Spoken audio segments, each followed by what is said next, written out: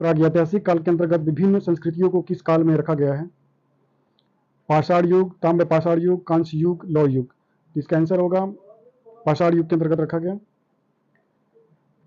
मानव सभ्यता के विकास की प्रथम अवस्था कौन सी थी? शिकार और संग्रहण, कृषि, पशुपालन, औद्योगिक। शिकार और संग्रहण इसका आंसर होगा। सिंधु घाटी सभ्यता की सबसे महत्वपूर्ण विशेषता क्या थी? नगर नियोजन, लिपि, व्यापार, कला और शिल्प। तो नगर नियोजन इसकी महत्वपूर्ण विशेषता थी। मौर्य समाज के संस्थापक कौन थे? तो मौर्य वंश का संस्थापक चंद्रगुप्त मौर्य।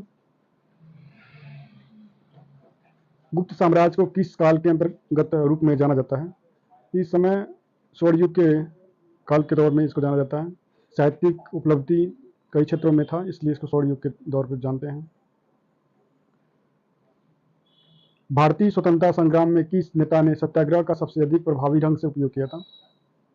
महात्मा गांधी, बाल गंगाधर तिलक, भगत सिंह और जवाहरलाल नेहरू। तो महात्मा गांधी ने सत्याग्रह का सबसे पहले सर्वप्रथम प्रयोग किया था। भारत का संविधान किस वर्ष लागू किया गया था? भारत का संविधान सर्वप्रथम 1950 में लागू किया गया था। भारत का पहला प्रधानमंत्री कौन था? भारत का पहला प्रधानमंत्री पंडित जवाहरलाल नेहरू। मौर्य साम्राज्य का राष्ट्रीय चिन्ह क्या है? इसका मोर था। भारत का राष्ट्रीय खेल कौन सा है? तो भारत का राष्ट्रीय खेल हॉकी है। मानव सभ्यता के विकास की प्रथम अवस्था कौन सी है? तो मानव के विकास की प्रथम अवस्था शिकार और संग्रहण है।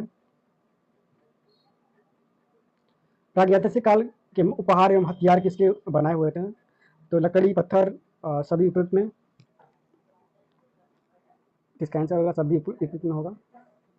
मानव ने आग का प्रयोग सर्वप्रथम किस युग में किया था? तो मानव ने सर्वप्रथम आग का प्रयोग बुरा पाषाण काल में किया था।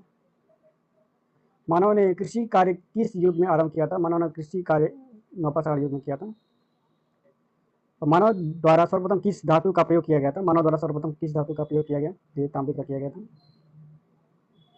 मानव ने सर्वप्रथम किस फसल का उपयोग किया था? मानव ने सर्वप्रथम जौ का उपयोग किया था। नवपाषाण का मिलता है, ये मेहरगढ़ से मिलता है, पाकिस्तान। सिंधु घाटी सभ्यता किस काल की सभ्यता मानी जाती है? तो ताम्र पाषाणी काल की सभ्यता मानी जाती है। हड़प्पा की खुदाई सर्वप्रथम कब हुई थी? हड़प्पा काल की सर्वप्रथम खुदाई 1921 में की गई थी।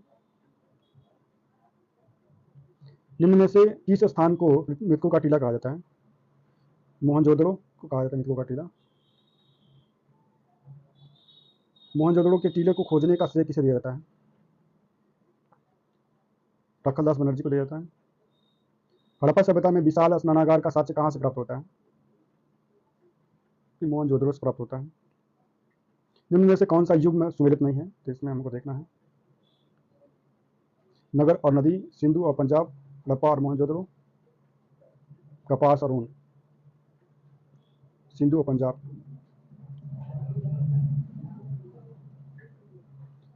सिंधु घाटी सभ्यता में माँ देवी का साक्ष्य कहाँ से प्राप्त होता है?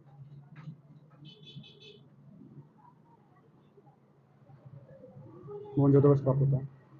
इनमें से किस धातु का प्रयोग सिंधु घाटी सभ्यता के लोग नहीं मानते हैं?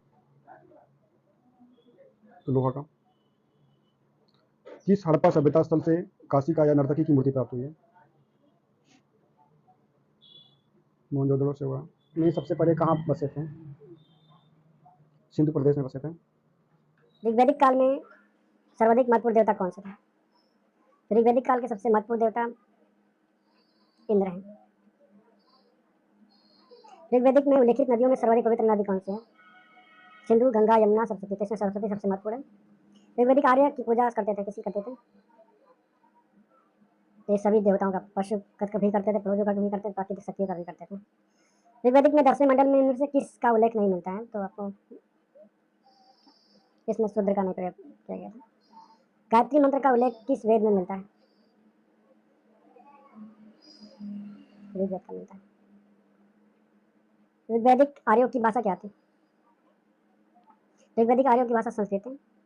निम्न में से प्राचीन वेद कौन सा है? ऋग्वैदिक। निम्न में से किस वेद की रचना गद्य एवं पद्य दोनों में की गई? यजुर्वेद में।